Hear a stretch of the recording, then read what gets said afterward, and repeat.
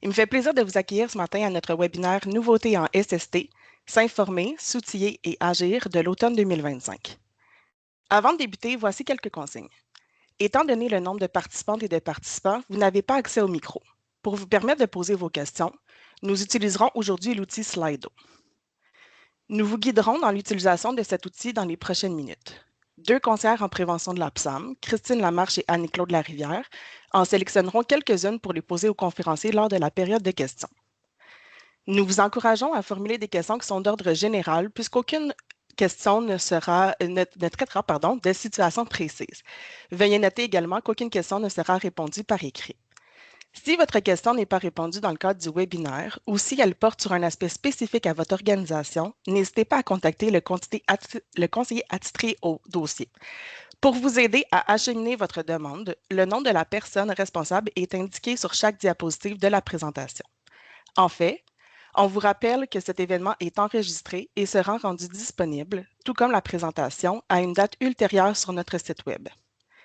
Dans le cadre de ce webinaire, des membres de notre équipe se relaieront pour vous présenter des différents changements légaux et réglementaires en SST d'intérêt pour le secteur municipal, ainsi que les plus récents outils que nous avons développés pour vous soutenir dans la prise en charge de la SST.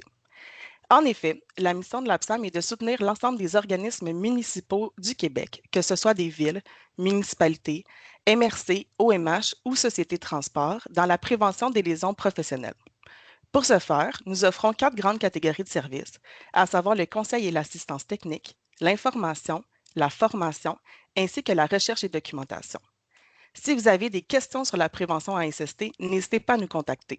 Nous vous invitons également à visiter notre site Web qui contient une multitude d'informations, notamment à propos des changements légaux et réglementaires en SST. À ce sujet, j'invite Audriane Allaire, conseillère en prévention, à prendre la parole. Je vous souhaite à toutes et à tous un excellent webinaire. Merci, Marie-Laurence. Effectivement, la première section du webinaire porte sur les changements légaux et réglementaires en santé sécurité. Quand on vient le temps de travailler, de prioriser un dossier, la conformité là, aux exigences légales et réglementaires, bien, ça fait partie des critères qu'on va utiliser. D'ailleurs, on va faire un survol ensemble ce matin de différents changements, soit en vigueur ou à venir. Mais sachez que sous la section actualité de notre site Web, on regroupe toute l'information qui va être pertinente sur les changements en lien avec les projets de loi, projets de règlement ou des changements officiels finalement qui sont publiés dans la Gazette du Québec. Donc, n'hésitez pas à consulter cette section-là régulièrement. Articles aussi d'actualité qui sont relayés par notre infolette là, si jamais vous n'êtes pas abonné. Donc, avant d'entamer la première série de modifications réglementaires qui concernent, là, et non la moindre, l'entrée en vigueur du régime permanent au niveau des mécanismes de prévention et de participation en établissement, on aimerait savoir, vous en êtes où en lien avec l'application de ces mécanismes-là. Donc, comme le disait Marie-Laurence en introduction, aujourd'hui, on va utiliser l'application Slido, autant pour que vous puissiez nous adresser vos questions au fur et à mesure, mais aussi pour qu'on puisse interagir avec vous. Là, vous allez voir, on a quelques questions à choix multiples qu'on va vous poser. Donc, pour joindre l'application Slido, si ce n'est pas déjà fait, je vous invite à scanner le code QR qui est à l'écran. Si jamais ça ne fonctionne pas ou si vous préférez, vous pouvez aller directement sur le site slido.com, soit à partir de votre téléphone, de votre ordinateur, puis rentrer le code numérique qui est indiqué dans la présentation. Une fois connecté, vous allez voir là, à gauche, vous allez avoir un onglet Q&A, l'endroit pour soumettre vos questions durant la présentation. Et à gauche et à droite, pardon, l'onglet Poll. Finalement, c'est là que les questions qu'on va vous adresser vont apparaître en temps réel. Et sachez que autant vos réponses à nos questions, mais que vos questions aussi là, sont anonymes, donc on ne pourra pas vous identifier. Donc, comme je vous le disais, la première question, finalement, concerne la mise en place des mécanismes de participation et de prévention. Quand on parle des mécanismes de prévention, on réfère soit au programme de prévention ou au plan d'action, ou quand on parle des mécanismes de participation, ben, on va référer au comité santé-sécurité, donc le CSS, les représentants en santé-sécurité, RSS et agents de liaison ALSS. Donc, je vois que vous êtes déjà en train de répondre. En fait, la question qu'on souhaitait vous adresser en lien avec la mise en place de ces mécanismes-là, c'est quoi les défis finalement que vous rencontrez pour vous conformer à ces nouvelles exigences? On le rappelle, avec la modernisation, ces mécanismes-là sont applicables à l'ensemble des secteurs d'activité, mais vont se faire par établissement en fonction du nombre de travailleurs qui est associé à l'établissement. Donc, parmi les défis potentiels qu'on avait inclus dans nos choix de réponse, il y a ce qui apparaît là, finalement en tête actuellement, soit le fait d'avoir des ressources insuffisantes pour répondre à ces mécanismes-là. Fait qu'on pense notamment pour avoir des volontaires pour siéger sur nos comités santé-sécurité, mais aussi pour être désignés comme représentants santé-sécurité ou agents de liaison. Le manque de clarté par rapport aux exigences, là, vous êtes à 30 environ qui nous disent que c'est un défi que vous rencontrez. Il y a une certaine complexité en lien avec l'ensemble des informations. Donc, ce qui explique peut-être finalement pourquoi ce choix-là est plus coché finalement par les différents participants. Manque d'informations aussi à ce sujet-là qui peut être un défi qui est rencontré. On le voit, mise en application du régime non entamé, on voulait vous donner cette opportunité-là de nous le dire si vous n'êtes pas par différentes priorités à travailler sur ce dossier-là. Puis ça se peut aussi que de par votre fonction, vous ne soyez pas impliqué dans le dossier de la modernisation du régime. Si c'est le cas, soyez sans crainte. On va faire un petit 5-6 minutes là-dessus en début de webinaire, mais après, on va passer à d'autres sujets. Donc, merci pour le partage. C'est toujours super intéressant pour nous de voir c'est quoi les défis que vous rencontrez. Ça nous permet de nous ajouter puis mieux vous outiller dans ce dossier-là. Donc, 1er octobre 2025, date importante, c'est la date à laquelle le régime transitoire prend fin et surtout le régime permanent de la loi modernisant le régime de santé et sécurité du travail entre en vigueur. À cette date-là, il y a différents articles de la loi sur la santé et sécurité du travail, la LSST, qui ont été mis à jour, notamment en ce qui a trait à nos mécanismes de prévention en rouge, c'est ce que je vous ai nommé tantôt, mais également nos mécanismes de participation là, sous la colonne en bleu. En fait, je vous rappelle que désormais, l'application de ces mécanismes-là, elle se fait par établissement et en fonction du nombre de travailleurs qui est associé pour l'ensemble des secteurs d'activité. J'attire également votre attention sur quelques nouveautés, justement, en lien avec l'entrée en vigueur du régime permanent pour ce qui est de la LSST. D'abord, le contenu obligatoire du programme de prévention a été mis à jour. Également, pour les établissements de 19 travailleurs ou moins, désormais, ils ont la possibilité soit de maintenir leur programme de prévention, parce que le programme de prévention, c'est quelque chose qui était obligatoire dans le secteur municipal là, depuis 79, mais ces établissements-là aussi peuvent élaborer un plan d'action. Le plan d'action, c'est un peu le pendant de notre programme de prévention, mais avec un contenu obligatoire là, réduit. Toujours pour les établissements de 19 travailleurs ou moins, désormais, ils doivent, c'est une obligation, être inclus dans des regroupements d'établissements si vous en avez dans vos organisations. En fait, le législateur prévoit la possibilité pour certains établissements qui ont des activités de même nature de se regrouper ensemble. Il y a d'autres critères à considérer. Au régime transitoire, seuls les établissements de 20 travailleurs et plus pouvaient se regrouper ensemble. Maintenant, si on a des établissements de 19 travailleurs et moins qui ont des activités de même nature, on doit les regrouper, toujours sous réserve là, du respect des autres conditions. Au niveau de nos mécanismes de participation, les fonctions du comité santé-sécurité, donc CSS, et du représentant en santé-sécurité, le RSS, ont été largement élargies. Là, finalement, on passe de trois fonctions environ à, dépendamment du mécanisme, 9, 10 fonctions. Donc, je vous invite, si ce n'est pas le cas, à prendre connaissance de ces nouvelles fonctions-là. Et sachez aussi que ces acteurs-là, au niveau des mécanismes de participation, auront là, une formation obligatoire à suivre. Donc, nouveauté du régime permanent. Le 1er octobre marque aussi l'entrée en vigueur du règlement sur les mécanismes de prévention et de participation en établissement qu'on appelle le RMPPE. Comme son long titre l'indique, finalement, ce règlement-là vient établir les règles applicables pour le programme de prévention, le plan d'action, le comité santé-sécurité et le représentant en santé-sécurité. Je n'ai pas nommé l'agent de liaison, ce n'est pas une erreur. L'agent de liaison n'est pas régi par ce règlement-là. Là, c'est vraiment uniquement au niveau de la LSST, donc ne cherchez pas de disposition, là, vous n'en trouverez pas. Le RMPPE, finalement, là, va venir justement établir nos modalités d'application de ces mécanismes-là. Par exemple, c'est là qu'on va retrouver c'est quoi notre délai pour mettre à jour notre programme de prévention, notre plan d'action, c'est quoi nos règles de fonctionnement au niveau du CSS à défaut d'entente entre les membres du comité. C'est aussi dans le RMPPE qu'on vient retrouver un élément important qui est la hiérarchie des mesures de prévention. En fait, maintenant, quand vous allez élaborer votre programme de prévention, quand vous allez mettre en place des mesures de prévention, vous devrez tenir compte de cette hiérarchie-là qui vient finalement classer en fonction de l'efficacité préventive les différentes catégories de mesures. Donc, quand on parle de la hiérarchie, bien, sachez qu'elle se trouve là, dans les premiers articles du RMPPE. Et c'est également dans ce règlement-là qu'on retrouve aussi, à défaut d'entente entre les membres du comité santé-sécurité, c'est quoi les balises pour nos heures de libération pour le RSS. Le RSS, lui, est libéré pour un certain nombre d'heures pour exercer certaines fonctions. Fait que l'objectif premier, je voudrais, c'est de s'entendre dans le comité santé-sécurité sur c'est quoi ces heures-là, mais à défaut d'entente, il y a des balises qui sont prévues dans ce règlement-là. En fait, j'ai dit plusieurs fois, à défaut d'entente, sachez qu'il y a plusieurs dispositions du RMPP qui s'appliquent s'il n'y a pas d'entente. Puis il y a certaines aussi exigences qui sont tributaires d'un niveau qui est associé à l'établissement. Donc, ça pour vous dire, quand on parlait tantôt de complexité en lien avec les informations, je vous invite à faire une lecture attentive de ce règlement-là, mais aussi à nous consulter là, si jamais vous avez des questions. Évidemment, ça va nous faire plaisir d'y répondre. Donc, c'est ce qu'il y en est pour le 1er octobre, entrée en vigueur du régime permanent. Au niveau du RMPP, il y a aussi des dispositions qui viennent régir la formation qui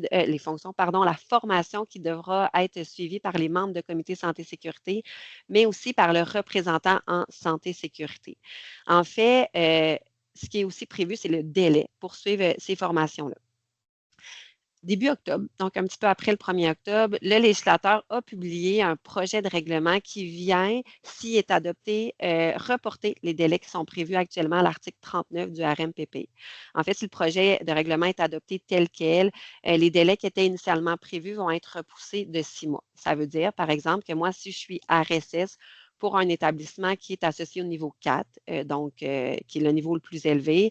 Initialement, il faudrait que je suive mes formations pour le 1er avril 2026. Bien, si le projet de règlement est adopté, ça va être le 1er octobre 2026 et ainsi de suite pour les autres niveaux là, qui sont tous décalés de 6 mois.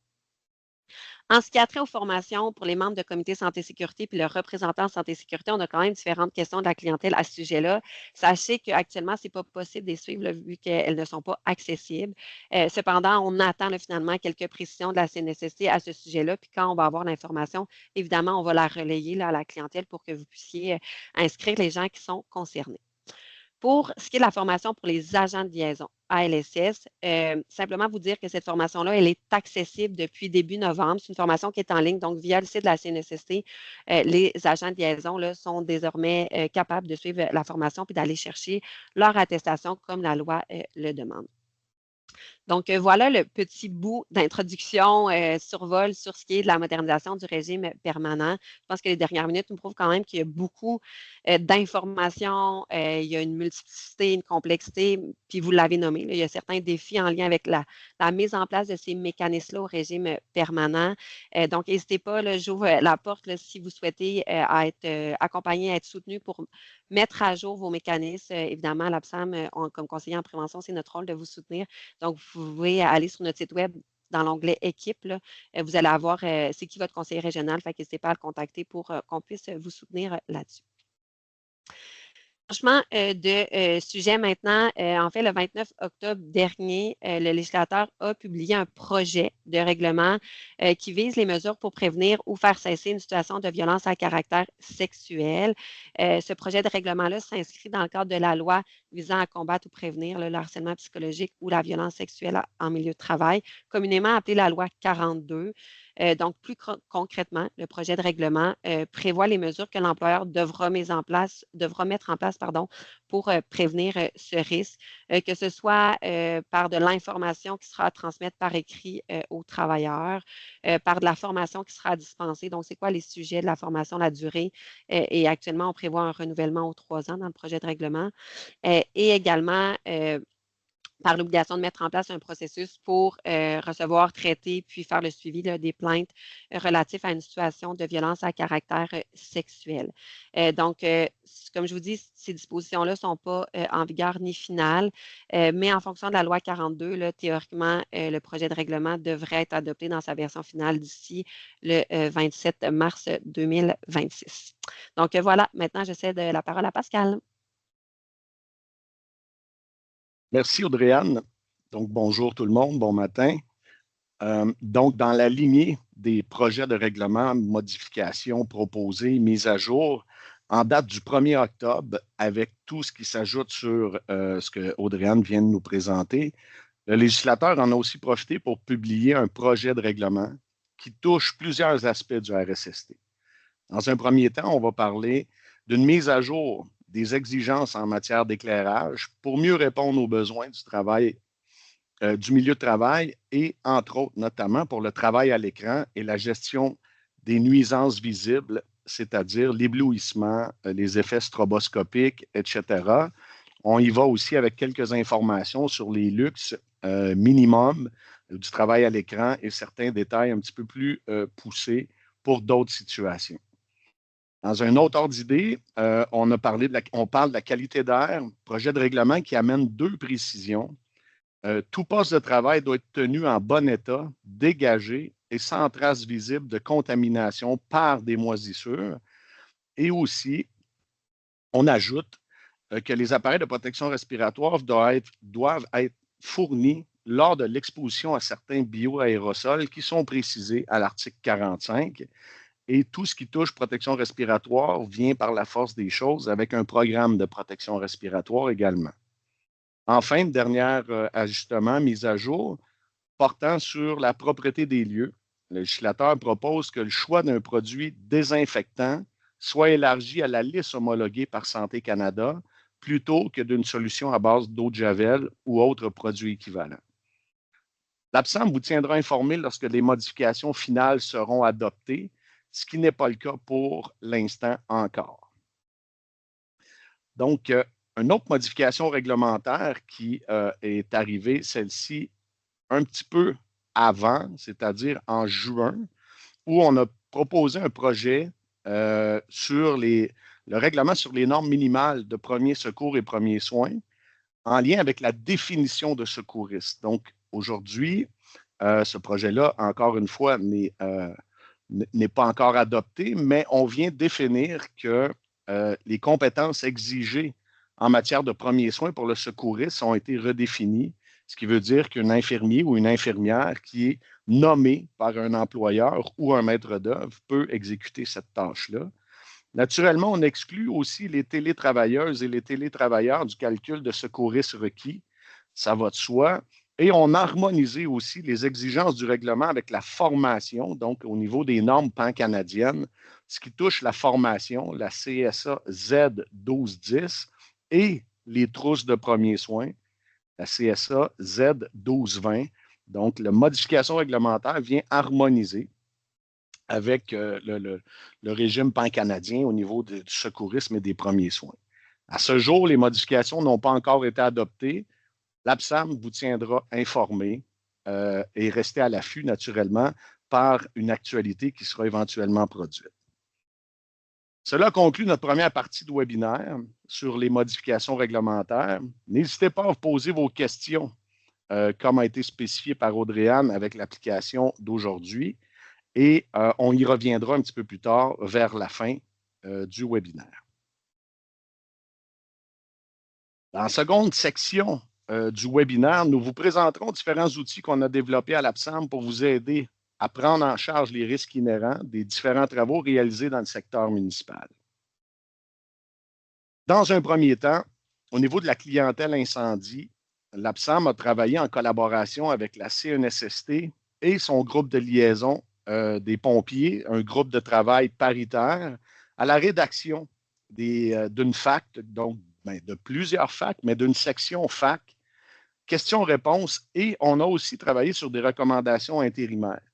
Le produit de ce travail-là, comme mentionné, revient d'un travail paritaire avec le groupe de liaison, mais aussi avec différents acteurs du milieu, et c'est basé sur les recherches les plus récentes auxquelles l'APSAM a eu droit et auxquelles on a partagé certains détails avec les chercheurs un peu partout dans le monde pour qu'on puisse avoir des informations les plus précises possibles au moment où on se parle.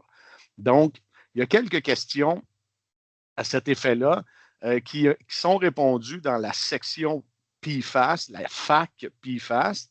Qu'est-ce que les PFAS et quels sont les effets sur la santé? Quelles sont les sources d'exposition au PFAS chez les pompiers et les pompières? Il faut savoir que tout le monde est exposé à des PFAS aujourd'hui. Par contre, dans un incendie, par la combustion incomplète, les pompiers sont surexposés et tout dérivé de plastique, de pétrole ou de matière imperméable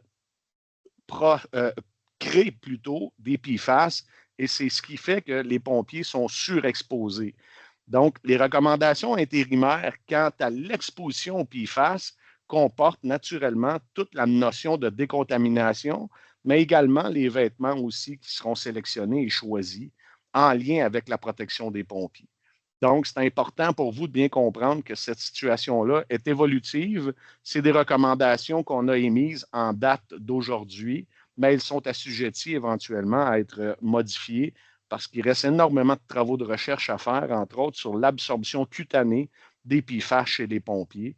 Donc, c'est une réalité auquel aujourd'hui nos pompiers font face et auquel on accorde énormément d'importance à l'absence. Toujours pour la clientèle incendie, on a développé une série de fiches techniques. Vous en avez 4 de disponibles sur une série de 6. Les outils sont des incontournables pour nombreuses interventions, c'est-à-dire que la découpeuse à usage multiple est utilisée pour beaucoup, beaucoup de travaux qu'on exécute au niveau de l'incendie. Mais naturellement, vous savez et vous avez assurément compris que cet outil-là comporte plusieurs risques importants si elle est mal utilisée. Et malgré ce qu'on peut penser en sécurité incendie, ce n'est pas tout le monde qui maîtrise très bien l'utilisation de cet outil-là pour des raisons très, très simples. On suit une formation, on n'est pas engagé tout de suite après la formation dans un service de sécurité incendie. Après une première intervention, on demande à un pompier d'aller remonter la découpeuse à usage multiple, c'est-à-dire s'assurer de l'entretien pour qu'elle soit toujours fonctionnelle. Mais si ça fait longtemps que tu n'as pas touché à ça, bien, malheureusement, ça se peut que ça crée des risques tels qu'on a déjà vu des lames partir carrément à l'utilisation sur un toit pour des pompiers. Donc, dans cette série de 4 fiches-là, on présente une fiche qui aborde les risques et les mesures de prévention, naturellement. La seconde, c'est une vérification complète d'une découpeuse à usage multiple avec une grille d'inspection. Troisième fiche présente les rappels essentiels pour la manutention sécuritaire, la manipulation, qu'est-ce qui est interdit, qu'est-ce qu'on peut faire, tiré de la nomenclature des interdictions de tous les manufacturiers. Et la dernière traite des positions du disque et du choix de la configuration optimale, c'est-à-dire les découpeuses à usage multiple ont la possibilité de nous permettre d'avoir une lame inversée pour nous permettre d'avoir des coupes plus rapprochées, exemple pour faire du sauvetage d'un pompier en détresse, avoir accès à des zones un petit peu plus contiguës telles que des poignées de porte ou des choses du genre. Donc, c'est une option qui est viable d'interchanger en interne ou en externe la lame. Donc, c'est la méthode, comment bien réaliser cette opération-là et bien sécuriser l'utilisation. Donc, ça vient appuyer une formation continue des intervenants. Donc, ça va faciliter la gestion sécuritaire de l'équipement. Ça s'intègre facilement à vos routines d'inspection et à vos pratiques opérationnelles dans le maintien de compétences de nos pompiers. Maintenant, question que vous pourrez répondre à l'aide de le Slido. Pour quelle clientèle à l'APSAM a développé des outils dans l'ajustement ergonomique du poste de conduite? Alors, je vois qu'on a une personne qui a rempli, 2 personnes. Il n'y a pas foule.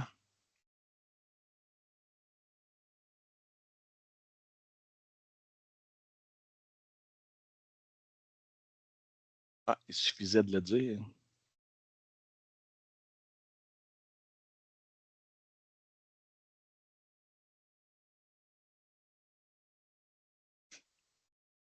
Donc, on voit les réponses progresser. Ça s'en vient tranquillement. Les outils ont été développés pour l'école bleue. Effectivement, vous avez en grande majorité répondu. Pour l'école blanc, les chauffeurs d'autobus et tranquillement, on voit sécurité incendie, police. Donc, aujourd'hui, ce qu'on vous présente, à la lueur des réponses que vous avez, on vous présente, dans le cadre d'un engagement à améliorer le confort, la sécurité et l'ergonomie des policières et des policiers du Québec. On a récemment mis en ligne une série de 3 nouvelles capsules vidéo. Ces vidéos présentent les ajustements spécifiques au poste de conduite pour différents modèles de véhicules utilisés dans les services de police au Québec. Les ajustements de l'habitacle de conduite sont essentiels non seulement pour le confort, mais aussi pour prévenir la fatigue, améliorer la posture, réduire les risques de douleur ou blessures liées à une mauvaise position de conduite. Pour accompagner ces vidéos, une fiche pratique aide-mémoire a été créée. Elle offre des recommandations claires, concrètes pour ajuster le siège, le volant, le terminal véhiculaire de façon optimale en fonction du type d'autopatrouille utilisé. Au verso de cette fiche, vous trouverez un code QR permettant d'accéder à la version électronique de la fiche que vous voyez à l'écran et directement aux capsules vidéo. Vous trouverez l'ensemble de ces outils sous la page web Poste de conduite.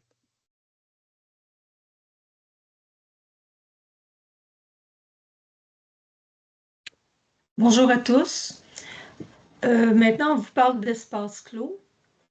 Donc, cet automne, nous avons développé 2 nouveaux outils qui se sont ajoutés aux nombreux autres outils qu'on a développés suite aux changements réglementaires sur les espaces clos. D'abord, un aide-mémoire pour vous rappeler les étapes logiques et les actions à prendre lors de situations d'urgence, les situations de premier secours et de sauvetage. Donc, qu'est-ce qu'on entend par situation d'urgence? Bien, il faut savoir quoi faire s'il y a un feu dans l'espace clos, lorsqu'on a une alarme de gaz explosif, une atmosphère enrichie en oxygène ou encore lorsqu'on soupçonne la présence d'un autre contaminant. Lors de situations de premier secours, c'est évident que le surveillant n'a pas le droit d'entrer dans l'espace clos, mais il doit savoir qui appeler puis quoi faire si le travailleur entrant est sorti par ses propres moyens, un malaise, est-ce qu'il y a eu une alarme ou pas, est-ce qu'on a un doute sur la qualité de l'air. Puis ensuite, les situations de sauvetage, bien, qu'est-ce qu'elles comportent? Qu'est-ce qu'un sauvetage externe, donc qui se fait de l'extérieur? Un sauvetage interne, avec ou sans atmosphère contaminée, à l'intérieur et ou à l'extérieur? Est-ce que le sauvetage est vertical en profondeur, à l'horizontale, une combinaison des deux? Est-ce qu'il s'ajoute à ça une désincarcération, un risque d'ensevelissement ou de noyade? Bref, on met en lumière les différents types de sauvetage et quoi faire dans ces situations-là. De manière complémentaire au premier outil, on a développé un aide-mémoire, à l'aide-mémoire, un protocole de communication qui est personnalisable, qui vise à identifier la personne à contacter pour enclencher la procédure d'urgence de premier secours ou de sauvetage. Donc, qui va diriger les secours au bon endroit dans l'établissement? Qui sont les travailleurs affectés aux opérations de sauvetage externes ou internes? Qui sont les personnes qualifiées et le gestionnaire à contacter pour se présenter sur les lieux pour porter assistance et prendre les bonnes décisions? Donc, ces 2 outils sont des éléments à mettre en place dans votre plan de sauvetage. Donc, un modèle de plan de sauvetage va vous être présenté au début de l'année 2026 avec des exemples de plans particuliers d'intervention, donc des PPI adaptés à chacun des espaces clos types selon les différents types de sauvetage qu'il est possible d'y effectuer. Donc, on travaille en collaboration avec l'École nationale des pompiers du Québec sur ce sujet. Maintenant, toujours dans le dossier des espaces clos, nous avons revu notre formation Espace clos travailler de façon sécuritaire. Elle a été bonifiée pour placer l'apprenant au cœur de l'apprentissage, notamment grâce à des mises en situation concrètes et des volets pratiques très importants en atelier et sur le terrain, comme des simulations d'alarme et de sauvetage.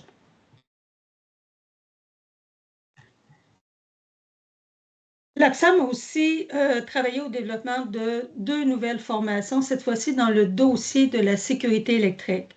Tout d'abord, une formation en ligne de type e-learning, prévention des risques électriques pour le personnel non électro. Cette formation dure 45 minutes, puis vise à reconnaître les principaux intervenants et leurs responsabilités, identifier les principaux risques pour le personnel non électro, associer des stratégies de prévention à des risques électriques, puis énumérer des règles de base à mettre en place pour le personnel électro.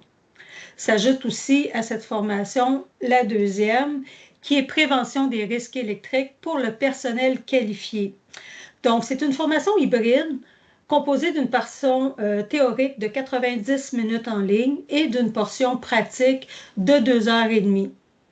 Donc, à la fin de cette formation, les participants sont en mesure de reconnaître les principaux dangers électriques, de décrire et organiser les travaux électriques à l'aide d'une fiche de planification, super important, d'identifier les bonnes pratiques de prévention contre les risques électriques et de reconnaître les stratégies de gestion des risques électriques. Contrairement à la première formation qui s'adresse à tous, la seconde formation s'adresse vraiment aux travailleurs et aux gestionnaires qui ont démontré des compétences et des connaissances adéquates relatives à la construction et au fonctionnement d'appareils, d'appareillage et d'installations électriques. Le dernier outil que je vous présente, c'est un exemple là, de fiche d'analyse de risque pour le changement là, de pneus sur des véhicules légers. En 2024, lors de nos rencontres régionales, on vous a présenté cet outil d'analyse de tâches et avec une méthode d'identification des risques. Lors de cet événement, vous nous avez exprimé l'intérêt d'avoir des exemples concrets là, d'analyse de tâches là, pour vous aider dans vos milieux de travail.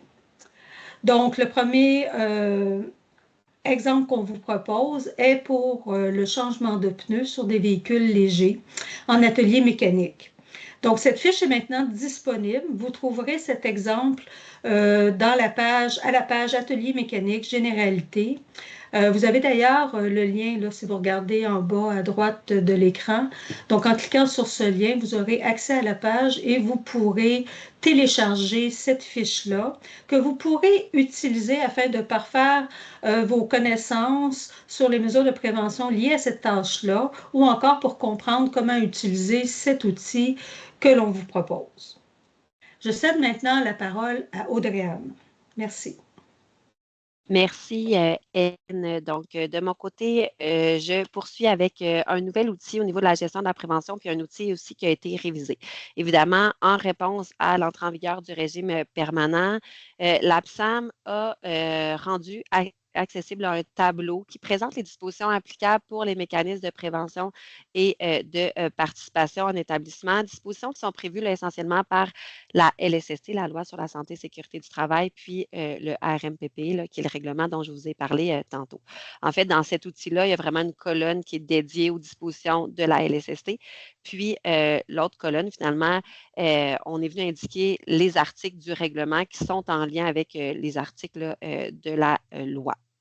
En fait, cet outil-là, c'est un bon outil de consultation là, pour venir justement avoir une meilleure compréhension du nouveau régime, du régime permanent pour ce qui est des mécanismes, puis par le fait même faciliter l'application. Tantôt, on parlait de complexité en lien avec l'information. Je pense que c'est un bon outil pour démêler là, finalement les différentes exigences. De plus, l'APSAM a mis à jour son outil évaluation des mécanismes de participation, qui est le tableau que vous voyez à l'écran. En fait, cet outil-là vous permet de brosser le portrait actuel de vos mécanismes et surtout aussi de déterminer quels sont les mécanismes qui sont obligatoires là, en fonction du régime permanent pour votre situation spécifique. Fait que ça donne une bonne base finalement si vous souhaitez réviser ou instaurer là, vos mécanismes pour savoir qu'est-ce que légalement parlant, ça vous prend.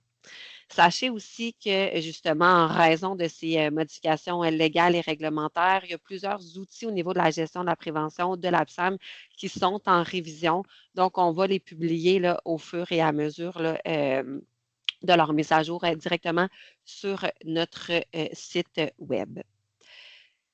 Dernier outil que je vous présente de mon côté, ce sont les balados de l'APSAM. En fait, dans le cadre des initiatives entourant le 4e anniversaire de notre organisation, on a décidé de diffuser notre toute première série de balados. En fait, cette série-là, elle met en lumière autant les défis, mais les opportunités en santé et sécurité dans le secteur municipal, mais aussi des pratiques innovantes, concrètes qui ont été instaurées par les milieux pour répondre justement à ces défis. En fait, chaque épisode donne la parole à des acteurs issus de diverses organisations municipales pour qu'ils puissent partager leur expérience, leur expertise. Donc, les outils les épisodes 2 à 4 sont désormais disponibles. Plus récemment, on a publié les épisodes 3 et 4. En fait, ce sont des épisodes de 30 minutes, donc on veut assez court, et qui portent respectivement sur la prévention en santé et sécurité dans les petites organisations. On a plusieurs petites municipalités au Québec. On a aussi un épisode qui est dédié au comité de santé et sécurité. Et le dernier traite de l'innovation en santé et sécurité et de l'avenir pour notre secteur. Donc, je vous invite à écouter ces balados qui sont accessibles là, à la section publication de notre site web. Cochez le filtre balado, là, ça va simplifier la recherche. Puis, vous pouvez évidemment les relayer là, dans vos organisations. C'est quelque chose qui s'écoute assez bien. Au niveau des outils à venir, là, comme vous le voyez, on a quand même été assez actifs là, dans les derniers mois. On a publié différents outils, mais sachez aussi que prochainement, il y a d'autres outils qui devraient voir le jour le début 2026. Notamment, je vous en nomme quelques-uns. Le guide de fonctionnement CSS. Je vous en parlais. On révise des outils en gestion de la prévention en raison de la modernisation. Un des outils qui est actuellement en révision, c'est justement ce guide-là qui veut venir consigner, baliser là, tout ce qui touche au fonctionnement efficace d'un comité santé-sécurité, donc il va être ajusté pour tenir compte des nouvelles exigences. Également, il y a la fiche partage des rôles en santé-sécurité où on vient donner des exemples de responsabilités fonctionnelles pour les différents intervenants. Donc, cette fiche-là, actuellement, est en révision pour être simplifiée, mais on va également y ajouter nos nouveaux acteurs comme la LSS, le RSS, finalement, ainsi que leurs fonctions obligatoires.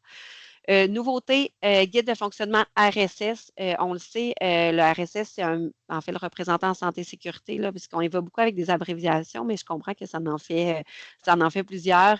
Cet acteur-là, c'est une nouveauté là, dans notre secteur avec depuis le régime transitoire. On veut venir outiller les milieux, notamment sur c'est quoi les modalités de fonctionnement, fait que la mécanique derrière ce mécanisme-là, mais aussi c'est quoi les conditions gagnantes pour assurer son efficacité. Donc, ça va être au travers de ce guide de fonctionnement. Puis, un peu au même titre que l'outil d'aide pour le changement de pneus sur un véhicule léger, on travaille sur un outil d'aide à l'analyse des tâches pour la brigade scolaire. En fait, cet outil-là, ça vise à soutenir pour cette clientèle-là plus spécifique tout ce qui est identification des risques en lien avec leurs tâches, mais aussi l'implantation de mesures de prévention et de contrôle. Donc, outil qui serait très pertinent, par exemple, pour un comité de santé et sécurité qui veut adresser là, les risques en lien avec la brigade scolaire. Également, au niveau des espaces clos, on travaille, en fait, l'APSAM avec différents partenaires comme l'École nationale des pompiers du Québec, mais aussi l'IPIC, pour ce qui est des formations pour les pompiers qui vont être désignés comme des travailleurs affectés aux opérations de sauvetage internes, externes, et pour les personnes qui vont être désignées pour les diriger. Donc, si vous souhaitez avoir l'information là-dessus, vous pouvez également contacter ces différents partenaires-là. Et toujours pour enrichir finalement notre offre de formation dans ce dossier, au printemps, là, devrait voir la formation de l'APSAM Espace Clos pour les gestionnaires, planificateurs et les superviseurs. Je profite aussi du fait que ce webinaire-là est le 11 décembre pour faire une petite parenthèse sur des risques qui peuvent être accentués ou davantage présents en période hivernale. Dans mes notes, je m'étais mis « L'hiver s'installe tranquillement ». Je pense qu'avec la dernière bordée de neige, on peut dire que l'hiver est installé là, à mon grand désarroi. On le sait, la période hivernale peut finalement accentuer ou amplifier certains risques. Donc, j'aimerais savoir, selon votre perception, parmi les risques qu'ils vous ont mentionnés en choix de réponse, lesquels, selon vous, finalement, peuvent être davantage présents en période hivernale. Donc, c'est normal s'il y a un petit délai de réponse, là, il y a quelques secondes entre la diffusion et l'enregistrement. on voit que, bon, chute, glissade et trébuchement, c'est un risque que, selon vous, peut être davantage présent en période hivernale.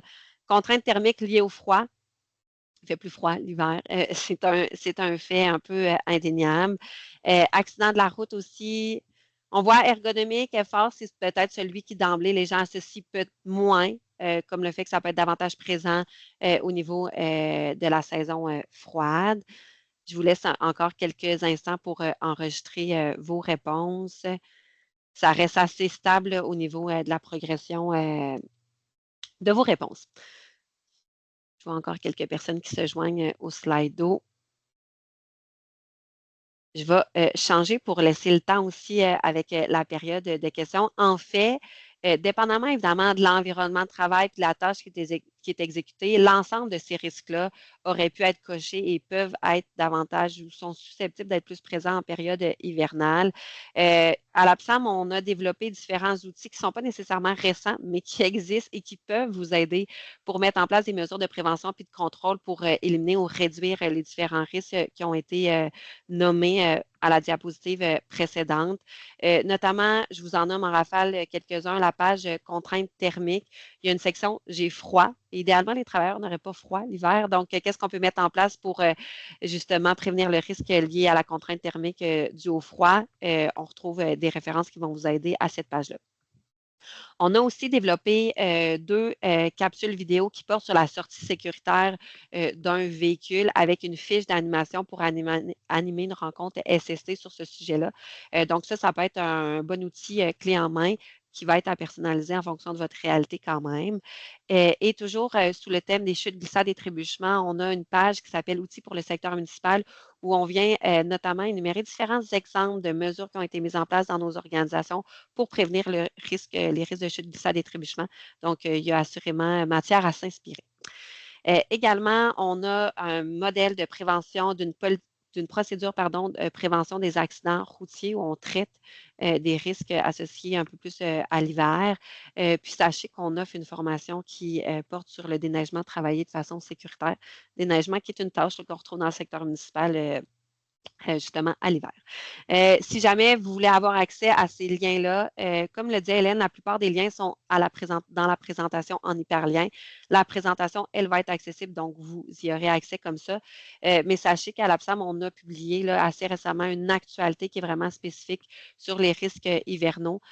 Donc, dans nos actualités récemment, elle s'appelle Prévention des risques hivernaux. Restez vigilants pour la saison froide. Donc, l'entièreté de nos outils qui peuvent vous aider, en fait, une majorité s'y retrouve.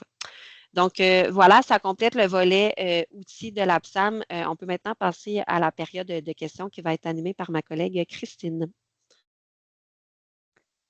Oui, merci. Merci en fait à tous les collègues là, pour l'animation du webinaire. Toujours très impressionnant de voir le nombre de personnes qui suivent en live notre webinaire. Donc, j'ai noté là, 590 personnes qui étaient branchées ce matin avec nous. Donc, c'est vraiment très cool. Avant de passer aux questions, en fait, je vais répondre là, à certaines questions plus générales qui ont été adressées par des participants. En fait, puis petits éléments, là, évidemment, vous aurez compris tout à l'heure que les balados ont été faits pour le 40e anniversaire de l'APSAM et non pour le 4e. J'ai fait un retour finalement dans le passé, mais c'est vraiment pour l'APSAM a eu 40 ans cette année, donc on est quand même une organisation mature. Une question qui concerne l'accès aux documents du webinaire. Effectivement, là, la présentation PowerPoint et l'enregistrement du webinaire là, seront rendus disponibles possiblement là, autour de la semaine prochaine, en fait, très rapidement là, sur le site web de l'APSAM. Quelqu'un nous dit également, lorsqu'on a des nouveaux outils, des nouvelles formations ou qu'on publie de la nouvelle information, est-ce que ce serait possible d'envoyer un courriel à la clientèle pour vous aviser?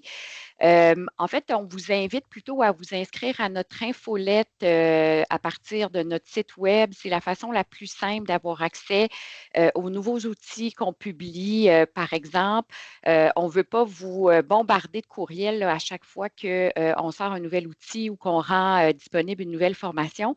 Donc, on condense finalement cette information-là dans une infolette qu'on vous envoie quelques fois par année. Donc, je vous invite à vous inscrire à cette infolette. Donc, j'y vais avec les questions maintenant. Il y a eu beaucoup de questions entourant l'entrée en vigueur du régime permanent, comme expliqué par Audrey-Anne. On n'aura pas le temps de répondre à toutes ces questions-là aujourd'hui parce qu'il y en a d'autres qui concernent d'autres sujets, mais n'hésitez pas finalement à contacter votre conseiller régional si vous avez des questions qui sont non répondues pour tout sujet, mais également là, pour ce qui concerne finalement l'entrée en vigueur du régime permanent. On sait que c'est une thématique là, qui entraîne finalement plusieurs questions. Comme Audrey-Anne l'a dit tout à l'heure, il y a beaucoup d'informations en lien avec le régime permanent, donc on est là, pour vous soutenir. N'hésitez pas à nous interpeller. Donc, première question, mais assez simple, celle-là. Le RMPPI, est-ce que ça fait référence au décret 1155-2025? Donc, je réponds à celle-là, Audrey-Anne, puis après, je te passe la parole. Donc, oui, c'est effectivement le décret 1155-2025. Donc, première question pour toi, Audrey-Anne. Donc, bonjour, j'aimerais savoir ce qu'on entend par établissement. Donc, pour une municipalité, est-ce que le garage municipal est un établissement, puis l'hôtel de ville, par exemple, serait un autre établissement? Oui, en fait, la notion d'établissement, on la retrouve là, définie au niveau de la loi sur la santé et sécurité du travail. Mais effectivement, là, on parle de tout lieu où finalement, il y a des activités qui permettent la distribution d'un bien ou d'un service. Fait qu'à ce moment-là, si vraiment ce sont deux établissements, deux bâtiments distincts aussi, on va considérer que ce sont des établissements. Vous pouvez regarder aussi auprès de la CNSST quels établissements sont enregistrés là, en cas de doute. Je vous invite à savoir si c'est un établissement à vous référer aussi à la CNSST. Mais c'est ça, si ce sont des bâtiments notamment distincts, c'est-à-dire souvent on retrouve l'hôtel de ville à un endroit, le garage à un autre, à ce moment-là, il y aurait des mécanismes à mettre en place par établissement, donc pour chacun des établissements. Par contre, je le généralise parce que chaque situation là, mérite d'être évaluée. Parfait. Ferme pas ton micro. Dans la même, dans la même lignée, en fait, les services municipaux, on le sait, hein, ils sont dans des bâtiments différents. Donc, pour les établissements qui comptent 20 travailleurs, travailleuses ou plus, il y a une obligation finalement de mettre sur pied des CSS. Puis à ce moment-là, les CSS sont par établissement ou encore il y a une possibilité d'appliquer l'approche multi-établissement en fonction de différents critères, mais notamment s'il y a des activités de même nature qui sont réalisées dans ces établissements-là. Voici la question. Est-ce qu'on peut regrouper tous les établissements d'une ville, considérant que, au final, c'est du service aux citoyens, finalement, qu'on effectue dans les municipalités, malgré qu'il peut y avoir des activités qui sont distinctes d'un établissement à l'autre? En fait, je vais répondre à cette question-là par les orientations que la CNSST nous a données. Là, on va pas. Les activités de même nature, oui, va considérer la finalité, là, donc à ce moment-là, qui est de la prestation de services aux citoyens, mais c'est plus précis quand on va regarder c'est quoi des activités de même nature. Fait que notamment, c'est quoi les tâches qui sont réalisées par les travailleurs, c'est quoi les conditions d'exercice, c'est quoi la clientèle qui est visée notamment, ce qui fait en sorte que le fait de regrouper tous les établissements d'une municipalité, ça ne répond pas à l'exigence, là, aux critères qui sont émis par la CNSST. Donc, ce qu'on a eu comme information, c'est que non, ce n'était pas possible de faire un regroupement comme ça. On va, par exemple, penser au niveau d'activités de même nature, par exemple, à regrouper deux bibliothèques qui offrent des services similaires, par exemple, deux casernes aussi qui ont finalement, qui font des activités qui sont semblables à ce moment-là, mais on ne peut pas l'élargir finalement, ce raisonnement-là là, pour les différentes activités qui sont faites dans une organisation municipale. Parfait, merci. Tout à l'heure, Audrey-Anne t'a parlé qu'il y avait un niveau qui était associé à chacun des établissements et que selon le niveau, là, il y avait certaines dispositions du règlement sur les mécanismes de prévention et de participation en établissement, le RMPPI, qui pouvaient s'appliquer différemment. Comment on fait pour savoir quel est notre niveau finalement, puis elle se trouve où la description de ces niveaux-là?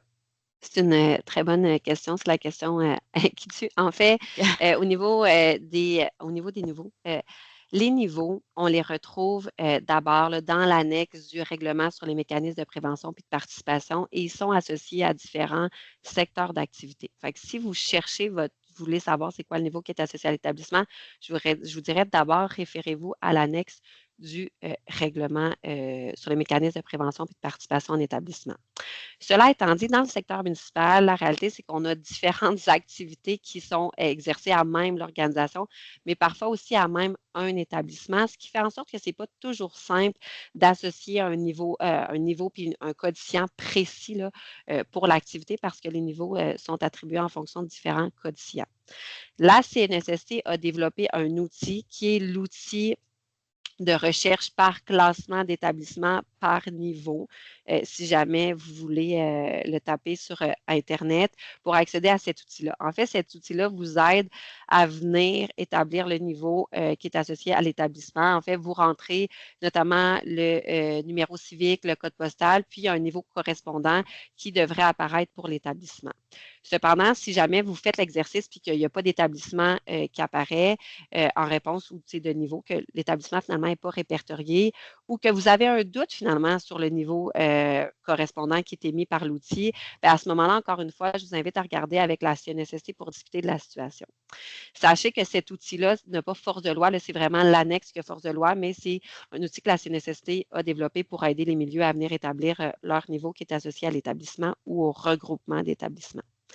Également, on sait que la CNSST, mi-novembre, fin novembre, a commencé à envoyer des lettres aux employeurs pour leur indiquer c'est quoi le niveau qui est associé à leurs différents établissements. Fait que ça peut être une autre source d'information qui est à consulter. Je me permets juste, je vois le temps, mais une petite parenthèse, une petite précision.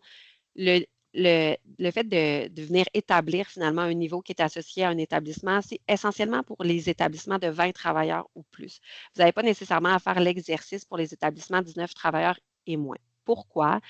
Parce que je vous le rappelle, le règlement sur les mécanismes de prévention et de participation en établissement régit les comités de santé et sécurité et les représentants en santé et sécurité, qui sont des mécanismes qui sont majoritairement là, obligatoires pour les établissements de 20 travailleurs et plus. Donc, ces niveaux-là vont venir établir, à défaut d'entente entre les parties ou jusqu'à ce qu'il y ait une entente, la fréquence de rencontre des comités santé-sécurité, puis les heures de libération pour certaines fonctions du représentant en santé-sécurité. Et dans tous les cas, là, les niveaux vont venir déterminer le délai maximal pour ces différents acteurs pour suivre les formations obligatoires. Fait que pour les établissements de 19 travailleurs et moins, si ce n'est pas nécessaire, à moins que la CNSST soit venue exiger qu'il y ait ces mécanismes-là, donc le comité santé-sécurité ou le représentant santé-sécurité, ou s'ils font partie d'un regroupement, mais sinon, vous n'avez pas à établir les niveaux pour ces plus petits établissements-là. Parfait. Merci des précisions, Audrey-Anne. Plusieurs questions, en fait, en lien avec les formations obligatoires là, pour les membres des comités de santé et sécurité et pour les représentants en santé et sécurité. Donc, des participants demandent, est-ce que les formations obligatoires, est-ce que ces formations-là, finalement, obligatoires, sont disponibles actuellement, puis comment on peut s'inscrire? En fait, pour ce qui est de la formation agent de liaison en santé et sécurité, c'est la formation qui est disponible actuellement. Donc, via le site de la CNSST, ça vous transfère vers une plateforme, là, c'est hébergé par TELUC. Ça, c'est une formation qui est en ligne asynchrone. Les agents de liaison ont 1 an à partir de l'entrée en vigueur du régime permanent pour suivre cette formation-là ou 1 an là, après leur désignation. Donc, celle-là, elle est accessible. Pour ce qui est des formations pour les membres de comité santé et sécurité, ainsi que pour les représentants en santé et sécurité. Actuellement, les formations ne sont pas accessibles. Comme je le disais, on est en contact là, avec la CNSST. Donc, quand on aura les précisions et surtout quand on sera en mesure de vous diriger pour que vous puissiez vous inscrire, évidemment, à l'APSAM, on va le faire là, via une actualité puis tout autre moyen de diffusion parce qu'on sait que c'est attendu là, auprès de la clientèle. Mais pour le moment, ces formations-là, je répète, membres de comité santé et sécurité et représentants santé et sécurité ne sont pas accessibles. Parfait, merci. On change de thématique. On s'en va avec Pascal du côté des secouristes. Donc, Pascal, est-ce que dans le calcul du nombre de travailleurs dans mon établissement pour établir finalement le nombre de secouristes qui est requis, est-ce que je dois exclure les employés qui font du télétravail à temps partiel, donc par exemple 1 à 2 journées par semaine? Oui, dans le règlement, on précise c'est le nombre de travailleurs qui est simultanément dans l'établissement de l'employeur. Donc, c'est ça le chiffre qu'on doit établir. Et ça exclut les travailleurs qui sont présents pour une durée moins de 30 minutes. Donc, c'est comme ça qu'on doit établir le nombre de travailleurs. Donc, simultanément et plus de 30 minutes. OK, parfait. Toujours pour toi, Pascal, est-ce que les Oui. travailleurs qui ont une formation de premier répondant, là, soit PR1, PR2, PR3, vont enfin être reconnus comme secouristes en milieu de travail? Je l'ai lu tel quel. Oui, exact. Malheureusement, ce n'est pas aujourd'hui que je vais pouvoir répondre à ça. Ce n'est pas moi qui a la décision entre les mains, mais c'est quelque chose effectivement qui se travaille depuis déjà plusieurs années avec l'autorité compétente qui est la CNSST. Donc, malheureusement, je n'ai pas cette réponse-là aujourd'hui. Parfait, merci. Très rapidement, en fait, tu as parlé des PFAS. Qu'est-ce que ça veut dire, PFAS? PFAS, ben, écoute, les PFAS, c'est une famille de produits perfluorochlorés. Donc, c'est des imperméabilisants ou des déperlants. Donc, ça permet d'avoir une certaine proximité avec la chaleur, mais aussi d'être imperméabilisé. Donc, ça évite des problèmes de contraintes thermiques. On retrouve ça dans nos habits de plein air également, dans tous les tissus un petit peu plus sous forme synthétique qu'on a aujourd'hui. Il y a des PFAS là-dedans pour nous permettre d'avoir un certain déperlant pour imperméabiliser le tout. Les pompiers, on en a besoin pour le travail qu'on a à faire sur nos équipements. Parfait, parfait. Et dernière question, parce que je vois que le temps file, Motadine. Hélène, pour Espace Clos, donc si j'ai un travailleur qui a suivi l'ancienne version de la formation Espace Clos, est-ce que c'est nécessaire qu'il suive la nouvelle formation? Bonne question. C'est sûr que l'employeur doit l'obligation de maintenir les compétences.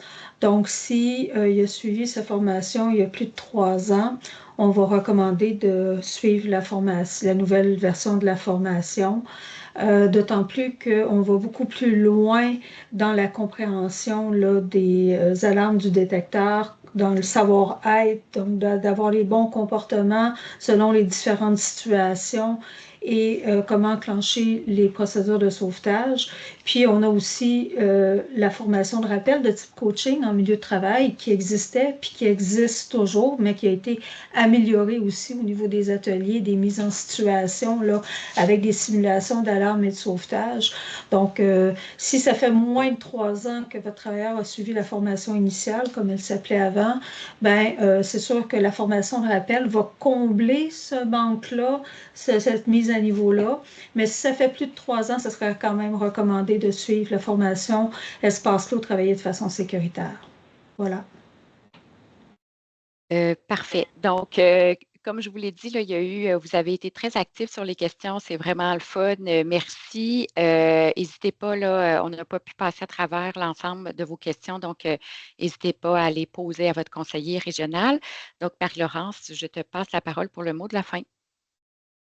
Merci, Christine, puis merci également à tous les conférenciers d'aujourd'hui. Donc, c'est ce qui marque la fin de notre présentation. On espère qu'elle vous a été utile puis qu'elle vous a permis d'acquérir des informations concrètes ainsi que des outils pertinents pour amorcer ou améliorer vos actions en matière de prévention. On profite de l'occasion pour vous informer que l'APSAM va reprendre ses rencontres régionales en 2026. Ces événements ont pour objectif de réunir des travailleuses, travailleurs et employeurs municipaux pour échanger sur des thématiques liées à la SST. Restez à l'affût, on va publier toute l'information associée à ces événements-là sur notre site web dans la section événements l'année prochaine. Avant de nous quitter, on aimerait vraiment connaître votre appréciation concernant notre webinaire. Donc, en scannant le code qui est affiché à l'écran, vous aurez accès à un court sondage. On vous invite à prendre quelques minutes pour le remplir et nous faire part de vos commentaires. C'est ce qui nous permet d'améliorer nos prochains webinaires. Sur ce, au nom de l'équipe, je vous remercie sincèrement pour votre participation et je vous souhaite une excellente journée. Merci, au revoir.